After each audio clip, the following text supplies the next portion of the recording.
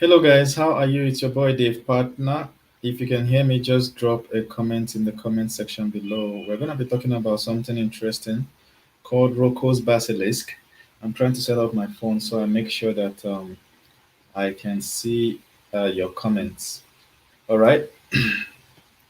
So, what is Roco's Basilisk? It's an interesting thought experiment. It will be very interesting. Like after it's the world's reputed to be the world's scariest thought experiment. Is gonna make you very scared, very afraid. All right, but it's just a thought thing. Okay. So what you're gonna do is if you're just joining, drop a comment in the comment section so I can know that you're watching me. But let's go ahead. Don't forget to click the like button, the thumbs up icon on this. So let's go ahead and discuss this interesting, super interesting thought experiment and how the second richest billionaire in the world used it to find his current girlfriend. Okay. So you guys know about what a thought experiment is. A thought experiment is just a simulated, like a story, okay, simulated a mental environment or story where you try to predict what the outcome will look like. For instance, if I say if let's say a tortoise runs at a speed of 50 kilometers per hour, and then a lion is pursuing it at this that what will be the outcome? That is a thought experiment. So Roko's Basilisk is a thought experiment. It was first proposed in an online forum in 2009 or 10 by somebody, a user called Roko. Roko, all right. So what is a basilisk? Let me show you. A basilisk is an ancient mythical creature that looks like a lizard. All right, it looks like a lizard, looks like a dragon. Okay, so let me see if I can get a basilisk. Look at what a basilisk looks like. Okay, something like this. It was first mentioned in about 70, 80 years after Jesus died to tell you that it's an uh, ancient creature. This is what a basilisk looks like. There are different drawings of it, but at the end of the day, it looks like a lizard. Okay, but this basilisk has one feature that is damn scary. The feature is that if the basilisk sees you, you will die instantly. Once the basilisk eyes sets on you, you will die instantly. So that's the thing about the basilisk. That's the might of the basilisk. You can Google it and read more. Look at another depiction of the basilisk. It has several legs, but then if it sees you at all, you don't go be that. So Roko, I think he's like a PhD student, all right.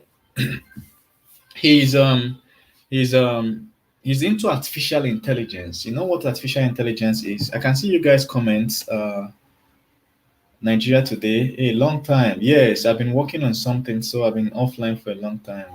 Very Chukwumadike, I can see you. So I hope you guys are following the gist because it's very scary. So this Roko of a guy, I think he's like either MSc or big PhD student, and he's working on artificial intelligence. You know what artificial intelligence is? These days, you don't write program. The old way to deal with computers is to write program and tell computers what to do. But artificial intelligence, after telling computer what to do for some time, it will now learn to predict. And then when it starts predicting, it can predict better than human beings.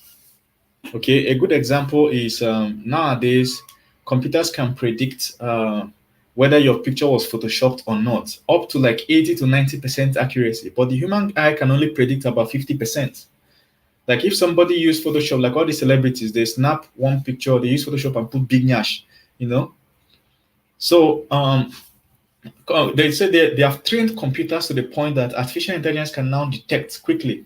Another application of artificial intelligence is like in cars. They put it in cars. That is what helps drive the car. If you are driving car around, you put the computer is studying what you're doing as you're negotiating obstacles. After some time, if it sees a new obstacle that even you have never seen, it will know how to negotiate it. That's artificial intelligence. So this guy was studying that. He came up with a thought experiment about a time in the future when an all-powerful computer will take over the world. And how did he predict? Why is that even plausible, even believable? It's believable because Roko himself can already say that. Let me show you. Let me get something.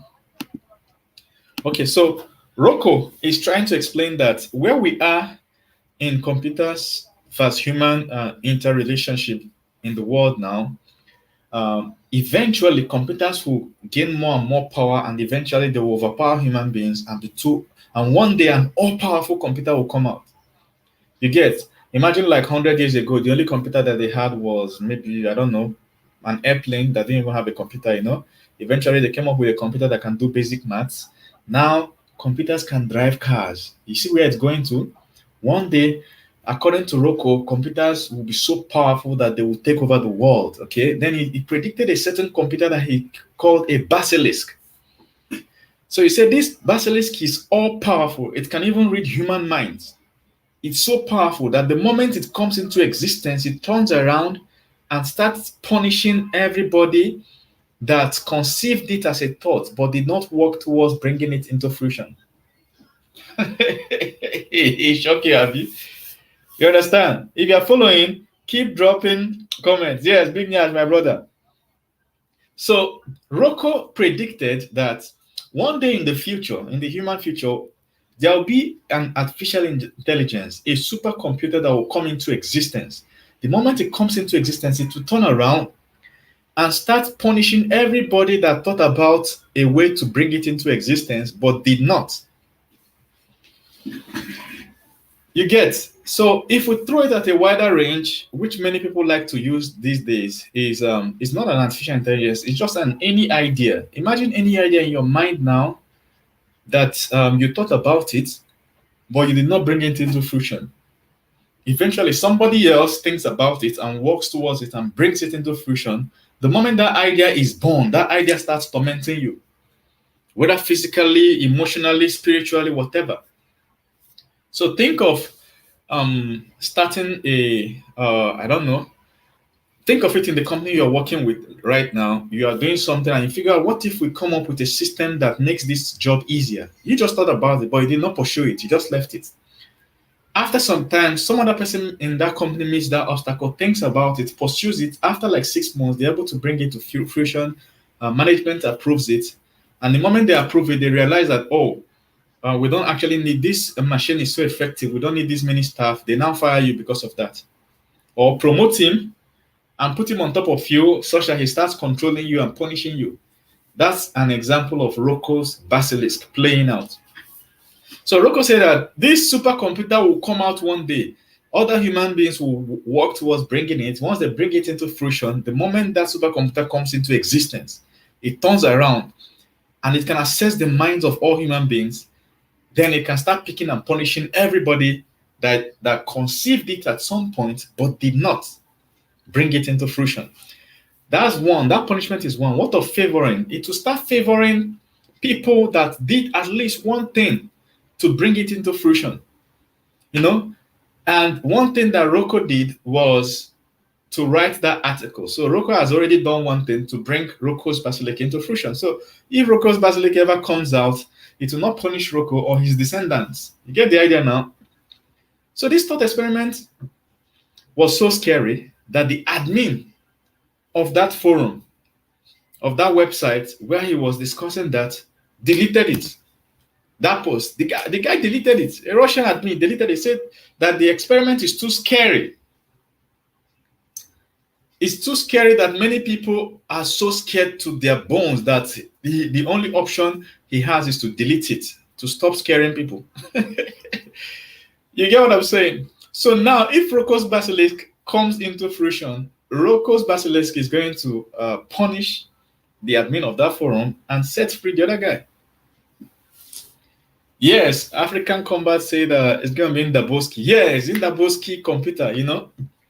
So now the question is, what is the way that a supercomputer can read human minds? People think it's impossible for a computer to read what you're thinking in your mind. But let me tell you, it's already happening. Have you ever thought about something, all right, discuss something with a friend, and you go on Facebook and you see the advert? It don't shock you before, you know? The other day I was discussing with a guy, how do we in a forum, in a WhatsApp, okay, we're just in how do we, what if there's an easy way to find a car key? If your car key is missing, you just dial something, it just ring.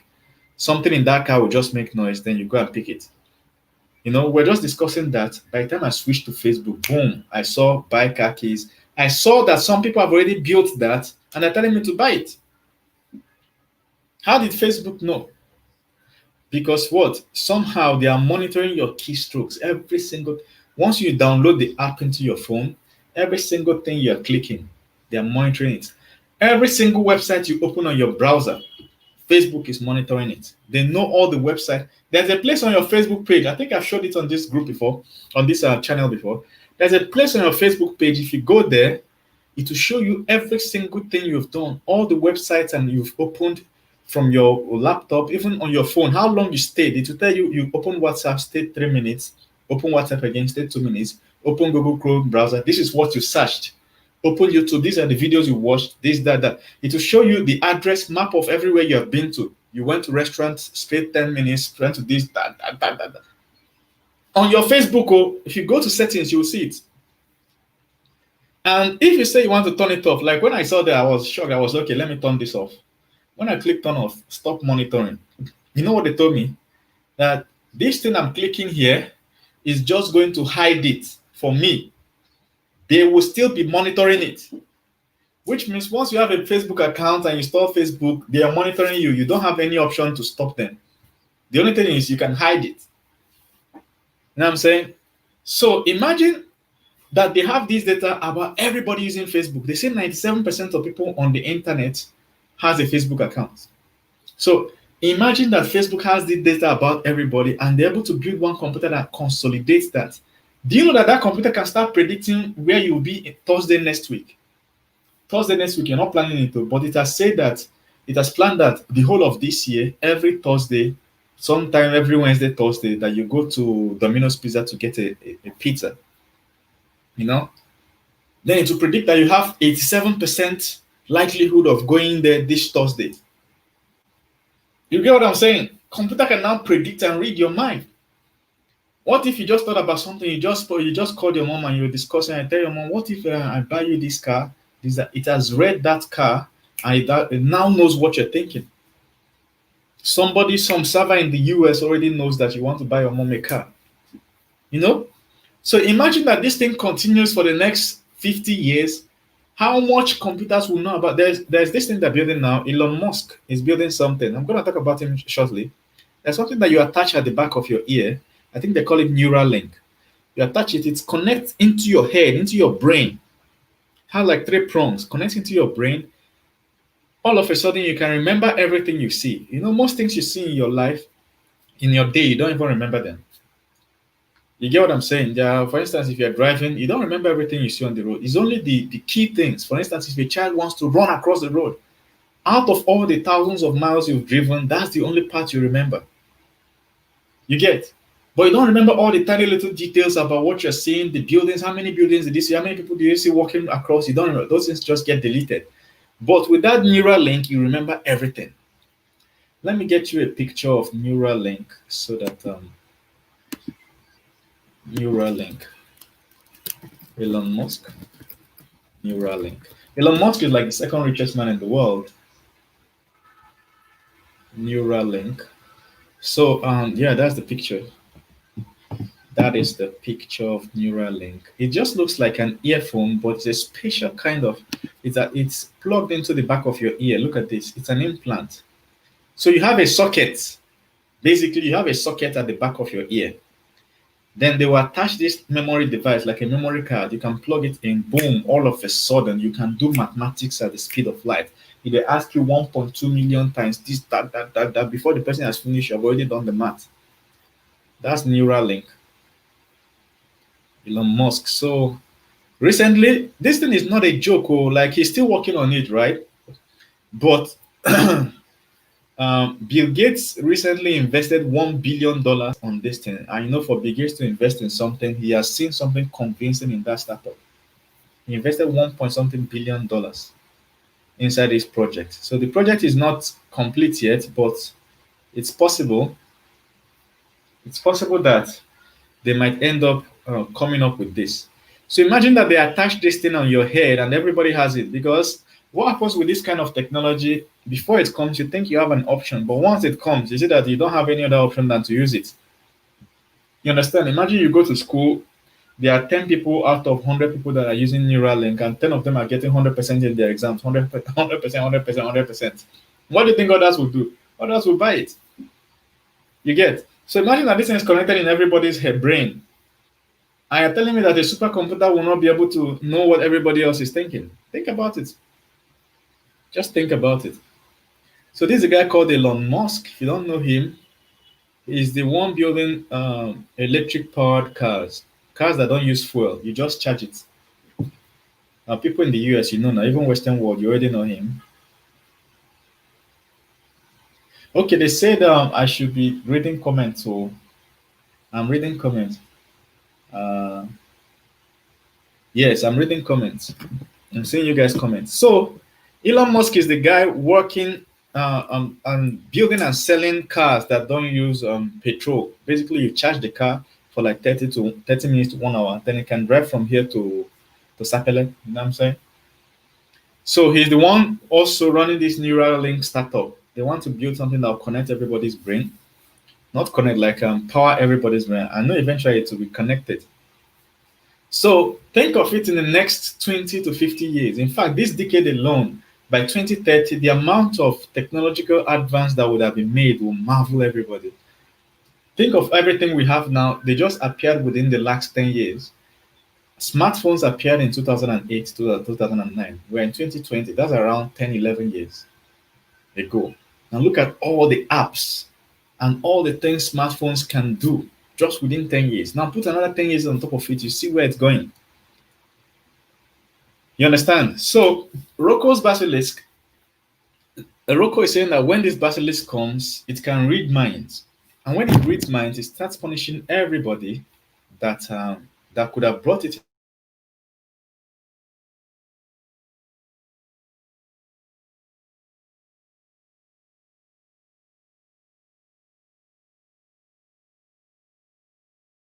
into fruition but didn't.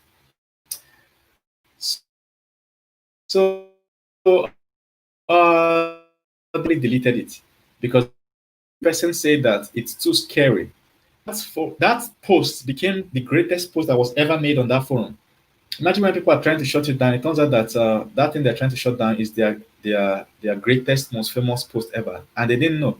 And when the admin was deleting it, he just felt he was deleting the basic stuff, some random post. So let me show you. India, if you go to their Wikipedia, you will see that Roko's Basilisk is prominently displayed there. They try to delete it.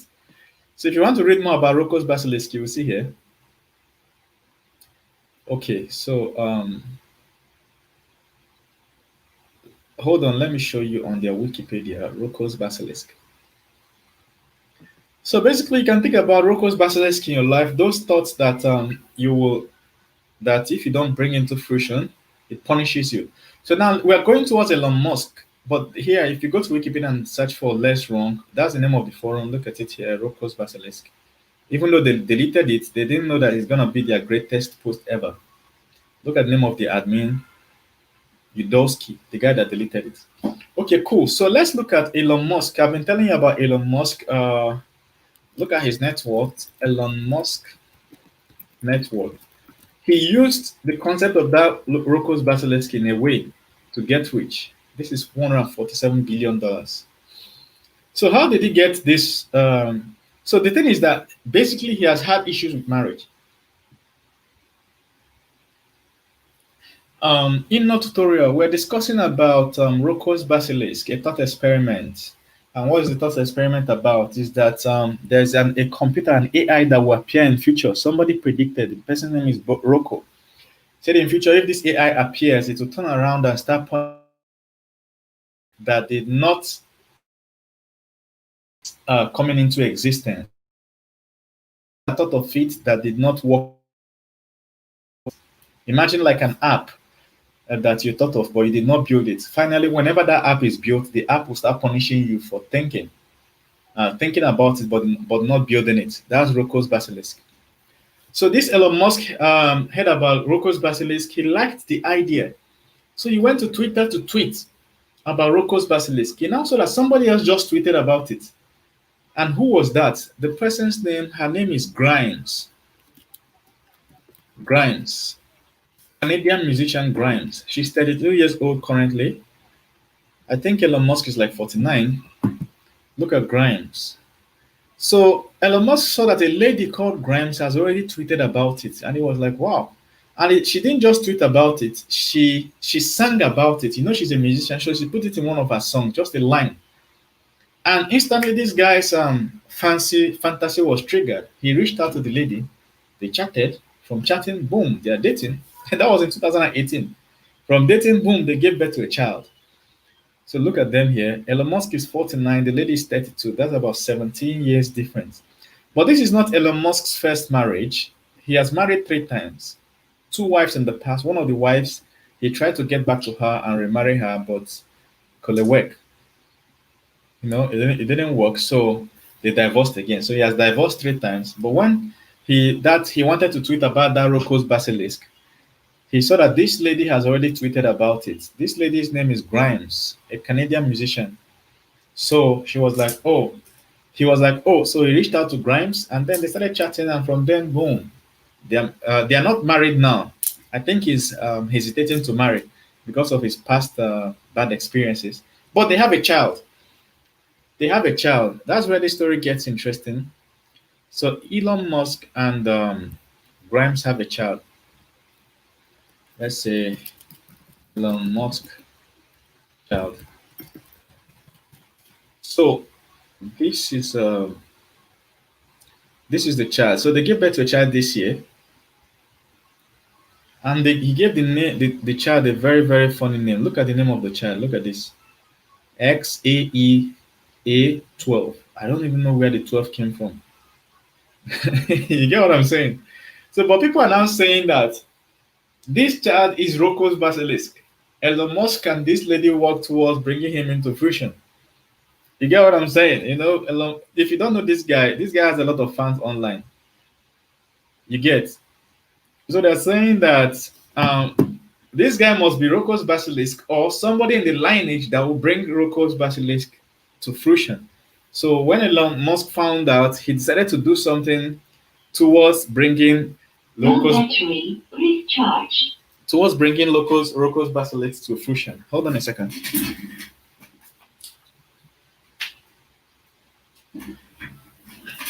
So that's it, guys. Let me know what you think about Roko's Basilisk in the comments. Do you think that it's possible that kind of computer will come in the future? Now, let me show you. Let me just let you know one of the two counter arguments. It's a thought experiment. In thought experiments, people argue, debate that this is going to be the outcome. No, no, no. This other one is going to be the outcome. So one of the counter arguments is that if a supercomputer appears, computer that is more powerful than human beings, then it's going to be super efficient. Human beings like to be efficient. If you give somebody an elevator, for instance, to climb upstairs, let's say you have 26-story building, you give somebody an elevator to climb, and you also give the person the option of climbing through stairs. Which one do you think they're going to choose? Instantly, their mind is going to say, okay, which one is closer? Which one is easier? Which one is more efficient, more energy efficient? They will take the elevator, right? So they said if a computer is smarter than human beings, then that computer will be super duper efficient. It will not be wasting time on unnecessary stuff. So the argument is that if Roko's Basilisk comes into fruition, there's no point for it to waste time trying to punish people that did not bring it into existence. You get what I'm saying? Like, why is a waste of resources? Instead, it should try to start advancing its other agenda. But then the counter argument to that is that people that did not bring it to fruition are potential enemies. People that will try to take it out of existence, right? If somebody thought about it and did not bring it to fruition, if somebody brings it to fruition, that means that person that thought about it but did not bring it might get into problem in terms of might want to take out that or kill it or destroy it. So it makes sense for Roko's Basilisk to show up and exert its power, by punishing people that did not bring it into fruition. So every other person will fall in line. The religious similarity to Roko's argument is the one in the Bible that if people did not hear about the message of the gospel, then they're not going to go to hell. You get there's a debate like that, argument like that in the Bible that as long as you did not hear about the message of the gospel, you're not going to be judged on the standards of the gospel. You'll be judged on whatever else. But the moment you hear it and you did not accept, you don't enter. You get what I'm saying? That's the equivalent. So I'm gonna stop here. You let me know in the comments what you think about Roko's Basilisk. Don't forget to go read it up. It's an interesting, very interesting thought experiment. And if you see anybody into computer science, software development, AI, artificial intelligence, machine learning, that's the kind of argument you throw at them, especially machine learning and AI guys. Tell them, have you heard of Roko's Basilisk? If they have not heard of it, you brag more about it. Thank you very much. I'm going to be ending this stream now. Don't forget to share. Click the like button. I don't know how many likes we got on this. Please click the like button. Let's see. All right, that thumbs up icon. Click it if you really enjoyed this. And make sure you share, all right? So that next time I make a broadcast, you'll get a notification. Thank you very much, guys. See you. I still have a site where you can buy courses. Let me put the link in the chat. The link of the site. Go to our site and check if there's any course you can get. Um, I'm trying to put it. So if you have questions, ask me because I'm ending the broadcast now.